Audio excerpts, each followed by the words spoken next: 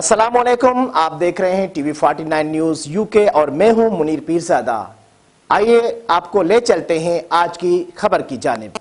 Pakistan peoples party के 27 फरवरी वाले long मार्च और पीपी चेयरमैन बिलावल भुट्टो के इस्तकबाल की तैयारियों के हवाले से पीपी तालका मीरपुर साकरों का एक अहम इजलास बघियाड़ हाउस टाकानी पे तालका सदर रईस मुश्ताक अहमद बघियाड़ की सदारत में मुनक़िद हुआ, जिसमें तमाम ओहदेदारान व कारकुनान की कसीर तादाद ने शिरकत की। इस मौके पर इजलास से खिताब करते हुए पीपी तालका मीरपुर साकरों के सदर रईस मुश्ताक अहमद बघियाड़, साबिक जिला कौंसिल ठट्टा, चेयरमैन गुलाम कादिर पलीजो, पीपी रहनुमा रईस अब्दुल गनी बघियाड़, रईस हुसैन हदियो, उस्मान कुम्भार व दीगर ने कहा कि पीपी का 27 फरवरी वाला लॉन्ग मार्च तब्दीली सरकार के ताबूत में आखिरी कील साबित होगा।